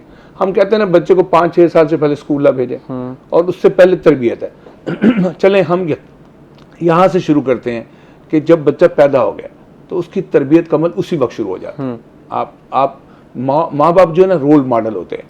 बच्चा बाप, अब हम ये समझते हैं ये 4 माह का बच्चा, 5 माह का बच्चा ये यूं देख रहा है, वो ऑब्जर्व कर रहा है, चीज़ों को अंदर ऑब्जर्व कर रहा है, वो अंदर चीज़ों को ले रहा है, देख रहा है, सीख रहा है। फिर वो जो आपको करते देखता है वो करता है। वो देखता है आपने रैपर कोई चीज़ खाई, रैपर फेंक दिया, आप चले मेरे साथ नेशनल हाईवे पे चलें, आप मोटरवे पे चलें, एक केले के छिलके आएंगे, फिर सेब के छिलके आएंगे, फिर किन्नू के छिलके आएंगे, फिर बोतल डिस्पोजेबल बाहर आएगी। और मोटरवे गंद से भरा हुआ होगा। आप बच्चों को लेके किसी पार्क में चले जाएं, आप जहां बैठकर खाना खाएंगे, जब आप उठेंगे सारी गंदगी कचरा वहीं फेंक के चले जाएंगे। जो ट्रेनिंग है कि आपने घर से, अच्छा तरबियत ना माँ से शुरू होती है, बाप से शुरू होती है। अब यहाँ भी एक झगड़ा होता है हमारे यहाँ कि जी तरबियत का काम तो माँ का है, माँ कहती है बाप का है, वो दोनों एक दूसरे के सर पे डालते। अच्छा फिर जब स्कूल जाते कहते स्कूल का है। अब ये फैसला नहीं कर पाए कि तरबियत करनी किसने। मैं ये कहता हूँ तरबियत घर से होती है और इब्तदा से होती है, पहले दिन से होती है। बच्चे की घुट्टी में आपने तरबियत डालनी है और इसके लिए माँ बाप को बहुत चौकस होना चाहिए, बहुत एक्टिव होना चाहिए। ख्वाजा साहब, बच्चा देख रहा है, सुन रहा है, महसूस कर रहा है और सीख रहा है, ये तीनों चीजें साथ है उसकी। अच्छा ख्वाजा साहब, बच्चे की तरबियत चलें घर से हमने स्टार्ट कर ली, लेकिन फिर उसने अब उसने स्कूल जाना है, देन आपका जो मुआशरा है उसका भी एक रोल है बच्चे की तरबियत में, वो भी वहाँ से भी चीज़ें सीख रहा है। स्कूल जो है ना, मैं यहाँ आपकी बात को आगे करता हूँ। स्कूल में डिग्री बेची जाती है, सर्टिफिकेट बेचे जाते हैं, इनाम बेचे जाते हैं आपके। मैं बड़े स्कूलों में जाता हूँ, मुल्तान में 700-800 स्कूलों में तो मेरा आना जाना है ना। कहीं कहानी घर कर रहा हूँ, कहीं स्टोरी टेलिंग कर रहा हूँ, कहीं पढ़ा रहा हूँ, कहीं ट्रेनिंग दे रहा हूँ, कुछ कर रहा हूँ। स्कूलों में तो बच्चे को माँ बाप अपने गले से उतार के भेज देते हैं। यानी 3 साल का बच्चा स्कूल में आ बैठा है, माँ क्या कहती है स्कूल भेजने से पहले, मुझे इसने घर में अजिज किया हुआ है, मुझे तंग किया हुआ है। अब 2 साल 1.5 साल के बच्चे को तो मोबाइल दिया जा रहा है सर, फोन हाथ उसके हाथ में पकड़ा, बिल्कुल उसके डोपामीन और उसके क्या नशो-नुमा ज़हन की। फिर जो उसके बाद वो चीजें तोड़ना शुरू करता है। हम बच्चे देखें, अभी मैं आपको पेरेंटिंग किसे कहते हैं ये बात भी समझने की है। बच्चे की मामलत, बच्चे की मदद और बच्चे की रहनुमाई। आपका बच्चा अगर टेबल पर चढ़ना चाह रहा है तो आप उसको तामुन करें। आप ये मत कहें कि शीशा है टूट जाएगा। जब आप उसको मना करेंगे तो वो चढ़ेगा। जब आप उसके पाँव के नीचे हाथ रखेंगे, लो बेटा चढ़ लो, वो गिलास ये लो बेटा गिलास ले लो, वो कभी नहीं तोड़ेगा। जब उससे गिलास छीनेंगे वो फिर उसको तोड़ेगा। जब आप उससे मोबाइल छीनेंगे, खिलौना छीनेंगे, कोई चीज छीनेंगे, वो उसको तोड़ेगा।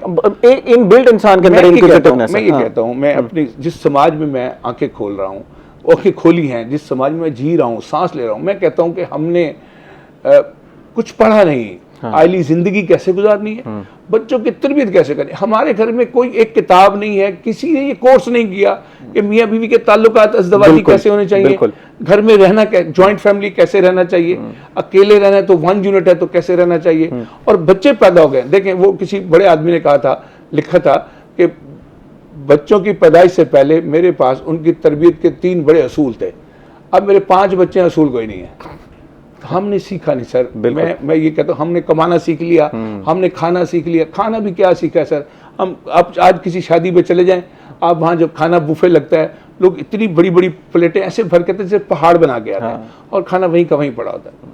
और उसने जो 3000 रुपये पर हेड खर्च किए हैं वो उस प्लेट में पड़े होते हैं 3000। बिल्कुल। और वो हमें खाना नहीं आता, हमें वॉशरूम इस्तेमाल नहीं करना था। आप किसी पब्लिक टॉयलेट में चले जाए, और मुझे तो पहले बाथरूम धोना पड़ता फिर उसको इस्तेमाल करना पड़ता। हमारी ट्रेनिंग नहीं हुई सर, हमें ट्रेनिंग नहीं हुई। चले अब एक ना मुझे साहब, जब हमारी नहीं तो हम बच्चों की क्या ट्रेनिंग करेंगे? आइडियली होना क्या चाहिए? एक मियाँ बीवी, 2 खानदान जो है वो इरादा कर रहे हैं कि अब इन 2 लोगों की जो है वो शादी करा दी जाए। एक प्री मैरिज काउंसलिंग का पूरी दुनिया में रिवाज है, उनको सिखाया जाता है कि हाँ जी ये चीज़ें हैं, ये राइट्स हैं ख़वातीन के, मर्द के ये राइट्स हैं। एक तो हमारे तो दीन ने ही हमें राइट्स बता के भेजे ना, फिर बच्चों की तरबियत का पूरा दे दिया, हम उस पर अमल कराया जा सकता है। प्री मैरिज काउंसलिंग के बारे में ज़रा बताइएगा कि कितना ज़रूरी है। देखिए जी, अभी हमारी पैदाइश को 70-80 साल हुए हैं, हम अभी बहुत छोटे हैं।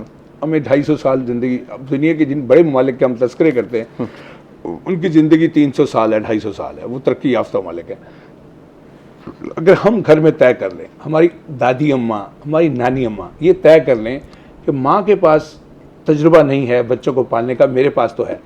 अलमिया दर अलमिया के दादी के पास भी अब स्मार्टफोन है, नानी के पास भी स्मार्टफोन, वो खोई हुई है सर। मैं बस में बैठता हूँ, मैं किसी रेस्टोरेंट में जाता हूँ, मैं किसी घर में जाता हूँ, किसी दफ्तर में जाता हूँ, 7 अफराद बैठे हुए एक छत के नीचे, एक कमरे में, सबके अपने स्मार्टफोन हाथ में। वो एक दूसरे से गुफ्तगू ही नहीं कर रहे, बातचीत नहीं कर रहे, एक दूसरे के खैरियत भी नहीं पूछ रहे। दफ्तर में कोई साहब आते हैं, मेरे सामने एक साहब आए दफ्तर में, मैं उनके इंतजार में बैठा था। आते ही बैठ गए, उन्होंने डाटा ऑन किया और वो वाईफाई से कनेक्ट हुआ और वो लगे। मैंने 17 मिनट बाद मैंने घड़ी देखी, मैंने कहा सर मैं आपके लिए बैठा हूँ। ओह सॉरी, बस वो यहाँ वाईफाई है ना तो पहले चीज़ें डाउनलोड होती हैं, अपलोड पता नहीं उसको क्या वो इस पर मसरूफ़ था। तो देखिए इंसान इंसान से दूर हो गया है। हम हमारे यहाँ जो चीज़ मुझे नज़र आती है बहुत कम है, वो मैच्योरिटी है, संजीदगी है। हम संजीदा हो जाएं और हम ये तय कर लें कि हमारा जो बच्चा 9 माह बाद हमारे अब पेट में उसने इब्तदा कर ली है, आना है, तो हमारे पास उसका प्लान क्या है, उसका प्लान क्या होना हम चाहिए, ये भी बिल्कुल। बैठ। अब तो माँ बाप चीखते चलाते हैं, 2.5 साल का 2 साल का बच्चा। मैंने 2 क्लास में पढ़ाते हुए एक बच्चे को कुछ कहा तो कहता सर मेरा बीपी हाई का मेरा बीपी हाई हो रहा है, अल्लाह हू अल्लाह। मैं हाइपर टेंशन का मरीज हूँ। 2 क्लास का बच्चा, ये कहाँ से सीखा है? कहता अम्मा घर में कहती है मेरे अब्बा को, तो मैंने वहां से सीखा। 2 क्लास का बच्चा ये कह रहा है मेरा बीपी शूट कर रहा है, मेरा बीपी हाई हो रहा है। तो कहाँ से सीख के है? माँ से। माँ ने किसको कहा? खामन को। माँ ने किसको कहा? सास को। माँ ने किसको कहा? नंद को।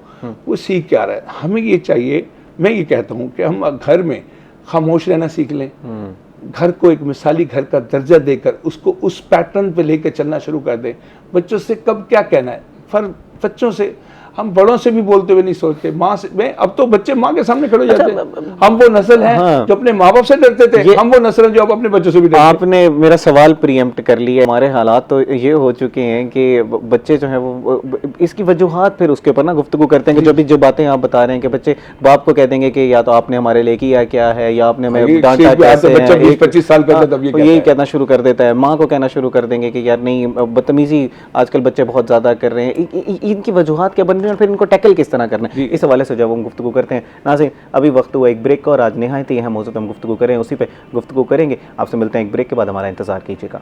वेलकम बैक नाज़रीन। ब्रेक पर जाने से पहले हम लोग बच्चों की तरबियत के हवाले से गुफ्तगू कर रहे थे और जनाब ने निहायत ही अहम उसकी टॉपिक की तरफ इशारा किया कि आजकल बच्चों के रवैये बदल गए हैं। अगर आप उनको कंपेयर करें पिछली जनरेशन से, तो बच्चे आजकल थोड़े से ज़्यादा ज़िद्दी, थोड़े से ज़्यादा जो है वो चिड़चिड़े हो गए हैं। बात बात पर उनका मूड ख़राब होना शुरू हो जाता है, हर बात पे बदतमीज़ी करना शुरू कर देते हैं, माँ बाप से बदतमीज़ी, एल्डर से बदतमीज़ी, और वो एक तरबियत का फुकदान हमें नज़र आ रहा होता है हमारे माशरे में। इनको ठीक किस तरह करना है उसके ऊपर भी बात करते हैं और इनके साथ साथ वजूहात पर भी बात करते हैं। अच्छा जनाब, जब हम इस तरह की बातें करते हैं कि हमसे पहले वाली जनरेशन जो है वो अच्छी थी या हम लोग अच्छे थे, तो मैं एक स्टडी पढ़ रहा था, उसमें यही लिखा हुआ था कि हर जनरेशन ने ये बात की है कि यार मैं जो था ना, मैं ठीक था, आने वाली जनरेशन ख़राब है। फिर उस जनरेशन ने कही यार मैं ठीक था, मेरे आने वाले बाद जो जनरेशन ख़राब होगी। तो ये तो एक सिलसिला है। तो ये कि हम लेम एक्सक्यूज़ के तौर पर नहीं यूज़ करते कि अब हमें एक्सपेक्ट करना, एक्सेप्ट कर लेना चाहिए कि नहीं जी वो जनरेशन हमसे मुख्तलिफ है, उनका सोचने का अंदाज़ मुख्तलिफ है, जनजी जो है वो रहते ही इसी तरह है। देखिए ताम साहब, मैं दिलचस्प बात बताऊँ आपको। ये 2004 की बात है। प्रोग्राम था रेडियो पाकिस्तान मुल्तान का, मंजिल मेरे आगे, लाइव प्रोग्राम था। उसमें ना एक बहुत बड़े साफ़ी थे, आज़म खकवानी साहब, वो वफ़ात पा गए। वो गुफ्तगू कर रहे थे तो उन्होंने कहा कि ये वो नस्ल है। मैं सामने बैठा था, मैं नई नस्ल था उस वक्त, मैं जनजी था, वो एक्स जनरेशन। वो कहने लगे ये वो नस्ल है जिसके बारे में इकबाल ने कहा था नई तहजीब के अंदर गंदे हैं। तो 2004 की बात, मेरी उम्र कितनी होगी? मैंने उन्होंने कहा सर जब इकबाल ने नई तहजीब के अंडे गंदे, उस वक्त आप जवान थे। हर शख्स को अपनी नई नस्ल से गिला होता है। ये बात आपकी भी ठीक है, मेरी भी ठीक है, हम इस पर इत्तेफाक करते हैं।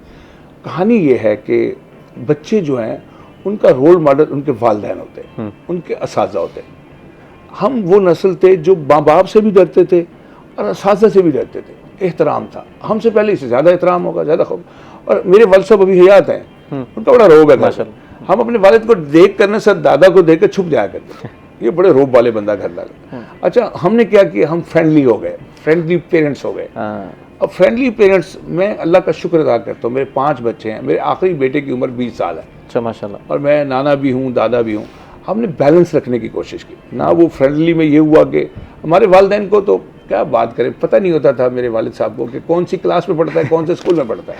सर इस पे जो है वो गुफ्तगू करते हैं, नहायत ही अहम मौजू है। एक हमारे आज साथी रिपोर्टर हैं शकील सुल्तान साहब, उनकी आज जन्मदिन है, उनको वो मुबारकबाद हम दे देते हैं। Shakeel Sultan sahab, many happy returns of the day ji, happy birthday to you, और अल्लाह ताला आपको कामयाबियाँ अता करे और आगे आने वाले आपके जो साल हैं वो बेहतरीन साल साबित हों, जितने भी आप अपने लिए गोल्स मुख्तस किए हैं, और इंशाल्लाह आप उनको कामयाब करें। तो happy birthday to you ji Shakeel सुल्तान।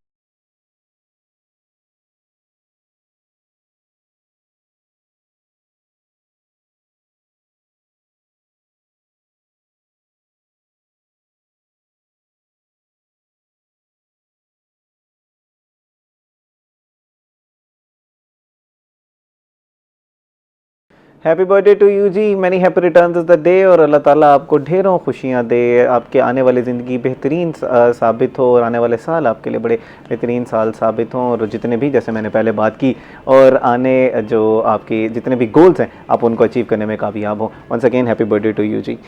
मज़ा साहब, मैं अर्ज कर रहा हूँ ना जी। कि हम अपने दादा से भी डरते थे, बाप से हमने ये किया कि हम फ्रेंडली पेरेंट्स बने, और लिमिट क्रॉस नहीं की। हम बच्चों को स्कूल छोड़ने भी जाते थे, बच्चों को स्कूल लेने भी आते थे।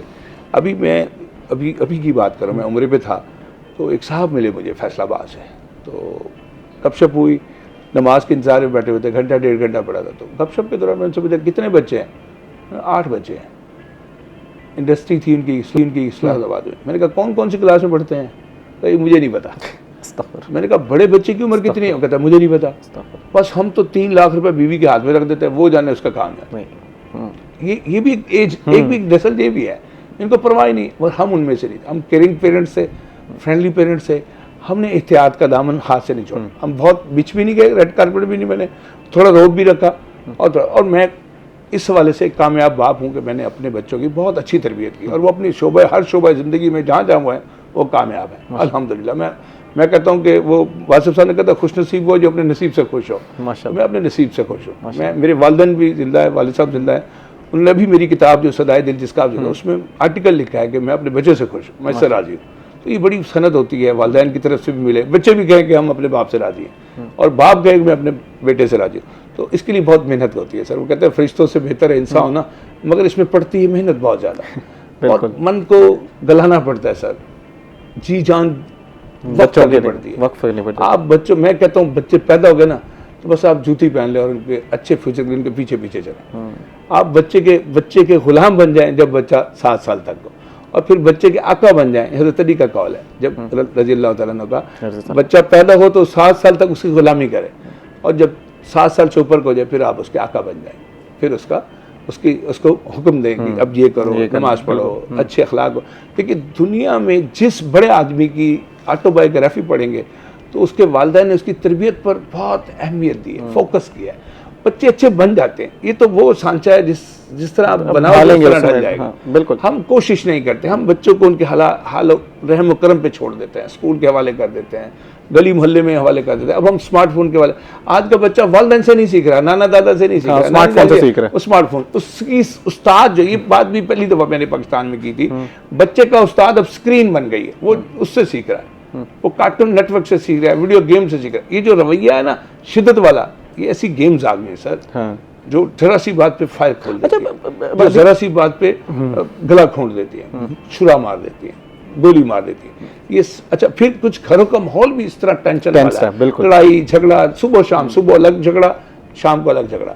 तो बच्चा देख रहा है, सीख रहा है, फिर वो अपने अच्छा घर में नहीं करेगा तो स्कूल में करेगा। जब वो बड़ा हो जाएगा 12-14 साल का, वो पहले देखें, मैंने ये बात भी कई बार कही इसी जगह पर बैठ गई, 12 साल तक बच्चा माँ की सुनता है, माँ की बर्दाश्त करता है, माँ को मानता है।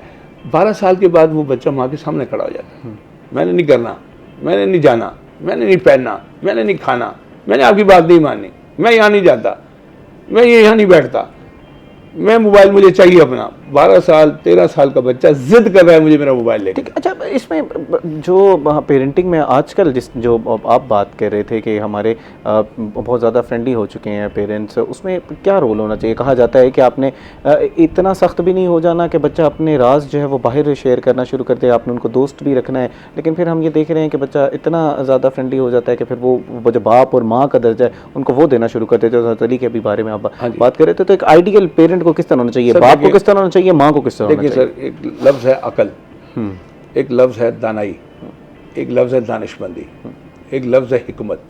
ये लफ्ज़ ना किताबों में रह गए हैं, अमली ज़िंदगी में आपको नज़र नहीं आते।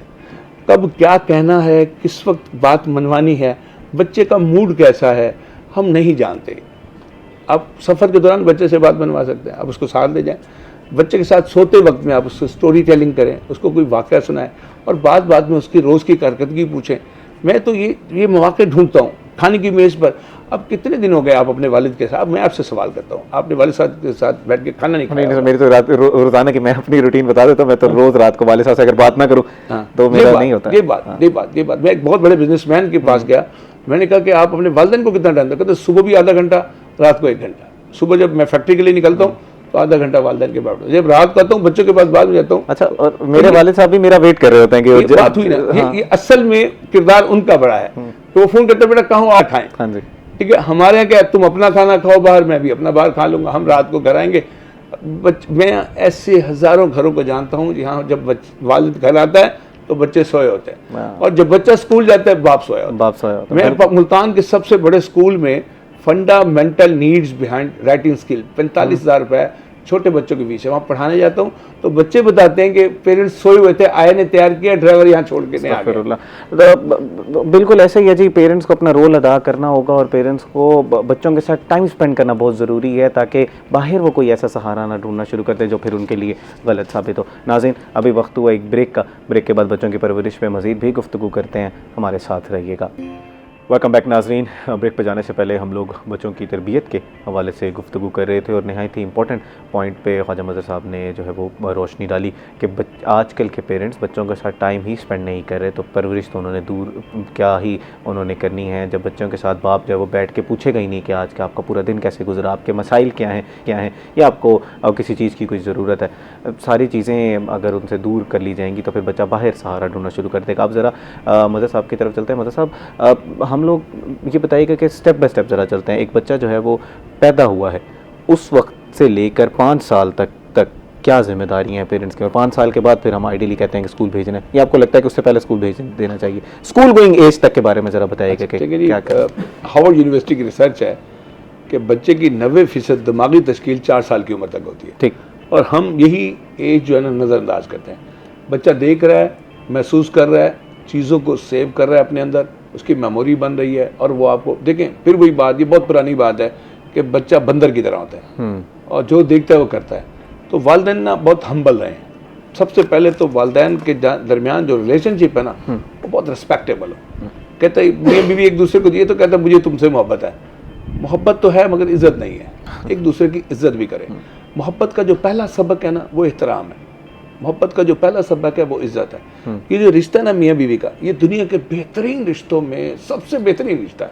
माँ बाप के रिश्ते की तो अपनी जगह अहमियत और फजीलत है। एक रिश्ता जो डेवलप किया जाता है, माँ बाप का रिश्ता तो अल्लाह की तरफ से पैदा करता है, बीवी तो आके बनती है कोई आप, उसके दरमियान और मियाँ बीवी के दरमियान मोहब्बत होनी चाहिए जो नहीं होती। यानी कि दिखावे की मोहब्बत होती है लोगों में और घर में नहीं होती। और जिस औरत को अगर केयरिंग खामन मिल गया, शोहर मिल गया, इज्जत देने वाला, वो उसकी कदर नहीं करती। ये बहुत बड़ा आलमी है सर। आप अच्छा, फिर बीच में बच्चा आ गया, अब प्लानिंग नहीं थी, बिल्कुल प्लानिंग नहीं थी कि बच्चा आ गया, अब क्या करना है, अब क्या करना है। तो हमारे पास कोई मैनुअल ही नहीं है, मैनुअल नहीं है। सिंपल बात है, हमें बैठकर बातचीत करनी चाहिए, मुकालमा करना चाहिए कि हमें इस बच्चे को कैसे पालना। और इसमें आप और मैंने 2 अफराद है घर में, इसका किरदार अदा करना। ठीक, आपस में झगड़ना नहीं है, आपस में एक दूसरे से ऊंची आवाज़ में नहीं बोलना। मैं बल्कि पढ़ रहा था कि एक साहब थे, उन्होंने देखा कि उनकी बीवी लड़ती हैं बच्चों के सामने, तो उन्होंने उससे कहा बैठो बात सुनो, ये साथ वाला कमरा फिक्स कर लेते, इसके ऊपर लिखते फाइटिंग रूम। हमें जब लड़ना हो ना इधर आ जाएंगे, बच्चों के सामने नहीं लड़ेंगे। बिल्कुल, तुम्हारी आदत है लड़ने की, औरत लड़ना चाहती होती है, औरत लड़ने के लिए जवाब घड़ के बैठी होती है। एक साहब कहने लगे मेरी बीवी बहुत बोलती है, जब घर जाता हूँ ऊंची आवाज़ बोलती है। मैंने कहा भाई हर बंदा 5000 अल्फाज बोलता है, तू बाहर दफ्तर में बोल के जाता है, वो किसके साथ बोलेगी? जब वो तू जाएगा तो उसकी गुफ्तगू शुरू होगी, तो उसने 5000 लफ्ज़ तो बोलने हैं ना, तो तुम्हारे साथ चिक के बोलेगी। तो मैं ये कहता हूँ घरों सबसे पहली तरबियत वालिदैन की है, और वो ये है कि वो घरों का जो माहौल है उसको पुरसुकून। अच्छा, मैं यहाँ पर कथा कलामी माफ, मैं चाहूँगा ख़वातीन को ऐसे जर्नलाइज ना कर दिया जाए। मेरे जहन में चल रहा था, मैंने कहा यहीं पर वो कर लिया जाए, उसको जर्नलाइज ना कर, मर्द भी रेडी रहता है। अच्छा चलो ठीक है, नहीं उसके अल्फाज कम हो जाते हैं। ठीक है, अच्छा मैं कहता हूँ अगर बीवी बोलती, यहाँ भी एक फार्मूला हम कर ले, एक बोले दूसरा सुने, तू तलाक नहीं होनी चाहिए, बद कलामी नहीं होनी चाहिए, तानाजनी नहीं होनी चाहिए, गाली गलोच नहीं, खासतौर पर बच्चों के सामने। तो बिल्कुल ये मैं कह रहा, ये मेरा मकसद यही था। तो अब ये है कि अब वो जो है बच्चे के सामने माँ बाप रोल मॉडल है, बाप और माँ दोनों। तरबियत का जो ज्यादा जिम्मेदारी अल्लाह ताला ने डाली वो माँ पर डाली, इसलिए कि उससे कहा गया बिल्कुल जन्नत इसके कदम उतरिए, बाप जन्नत का। अब दोनों एक ब्रिज है, वो मिलकर एक बच्चे को परवान चढ़ाए। आप जिस तरह पौधे को परवान चढ़ाना चाहते हैं उतनी केयरिंग होती है, आप केयर करें, बच्चे के सामने अच्छे अल्फाज बोलें, नए अल्फाज बोलें। देखिए बच्चा जो है मम्मा पापा कहता है, उसने ना लैंग्वेज सीखी होती है ना अल्फाज को, अल्फ़ाबेटिकली कोई चीज़ नहीं आती, मगर मम्मा पापा चाचू मामू फूफा है वो सबको दादा दादू नाना नानू बोल लेता है, भैया बोल लेता है, बहना बोल लेता है। हमें ये चाहिए कि हम बच्चे पर फोकस होकर उसकी तरबियत के लिए कमर कस लें और उसको एक अच्छा और मिसाली इंसान बनाने की कोशिश करते हैं। अच्छा, ये हो गया स्कूल गोइंग एज तक। Now he has to go to the school. हमने यहाँ तक अभी तक ये बात कर ली कि बच्चे की हमने लड़ना नहीं है उनके सामने, हमने उनकी पहले या तो प्लान करना है कि हमने इसकी तरबियत किस तरह करनी है। ये हो गया स्कूल गोइंग तक, रोल मॉडल बनना है। अब स्कूल गोइंग बच्चा है, एक तो स्कूल का इंतखाब बहुत ज़रूरी है, फिर स्कूल का इंतखाब से लेकर आगे लड़कपन तक या उसकी जवानी तक। देखिए स्कूल जाने का मकसद ये है कि बच्चा इल्म हासिल करे, ना कि नंबर हासिल करे। माँ बाप को ये बात भी समझे। हम जाके स्कूल को ये कहते हैं कि ये फर्स्ट क्यों नहीं आ रहे, ये इसको रैट रेस पे लगा दे, इसको सबसे ज्यादा नंबर ले आए, अपने कजनों से, अपने जितने रिश्तेदार हैं उनसे सब। ये भी सबसे बड़ा जुल्म कंपेयर करने का। बच्चा ना रट्टू तोता बन जाता है, वो रटने वाला बच्चा बन जाता है, वो मशीन बन जाता है, वो रोबोट बन जाता है, इल्म नहीं ले पाता। इल्म वो है कि जिसके लिए बच्चा यकसू हो, वालदैन और असातिज़ा मिल के उसको एक बामकसद इंसान बनाए, मिसाली इंसान बनाए। हमारा बच्चा डॉक्टर बन जाता है, इंजीनियर बन जाता है, माँ बाप की ख्वाहिश पूरी कर देता है, अच्छा इंसान नहीं बनता। तो अच्छा इंसान बनने के लिए ज़रूरी है कि उसको वो इल्म दें। देखिए फिर वही बात, अब तक तो हम ये नहीं तय कर पाए मिन हैसल कौम कि 4 साल के बच्चे को स्कूल भेजना चाहिए, 3 साल के बच्चे को भेजना चाहिए। मैं तो ये कहता हूँ आइडियल एज 5 से 6 साल है। 5 से 6 साल अब उस वक्त, और उस वक्त तक वो बच्चा बुनियादी आदाब अखलाक सीख चुका हो। हज़रत अली रज़ियल्लाहु ताला को सबसे पहली चीज़ जो वालिदैन की तरफ से तोहफ़ा होती है वो उम्दा अखलाक है। वो उसको मुजस्सम अखलाक बना दे, वो अपने माहौल को साफ सुथरा रख सकता हो, वो अपने दोस्तों के साथ तामुल करता हो, वो बड़ों का कहना मानता हो। बेहतरीन तरबियत यही है कि आप बच्चे को बेहतरीन इंसान बनाए, ना कि डॉक्टर, इंजीनियर या कोई प्रोफेशन उसका इख्तियार करें। अगर वो बेहतरीन इंसान है तो वो बेहतरीन प्रोफेशन जो भी इख्तियार करेगा उसमें एक्सेल करेगा। Thank you so much Khawaja Mazhar Siddiqui sahab for being with us. और आज बड़ी सैर हासिल हमारी गुफ्तगू हुई बच्चों की परवरिश के ऊपर, और क्योंकि ये एक मौजू बहुत बड़ा है तो हम आपको गाहे बगाहे मदऊ करते रहेंगे प्रोग्राम में, और आप हमारे लिए इसी तरह हम लोग गुफ्तगू करेंगे और हम लोग जो है वो अपना हिस्सा डालते रहेंगे कि किस तरह बच्चों की तरबियत की जा सकती है। नाज़रीन, उम्मीद करते हैं कि आज का प्रोग्राम आपको पसंद आया होगा। आपसे मुलाकात होगी कल एक नए प्रोग्राम, एक नए टॉपिक के साथ। तब तक अपने मेज़बान तिहाम आज़म को दीजिए इजाज़त। अल्लाह निगहबान।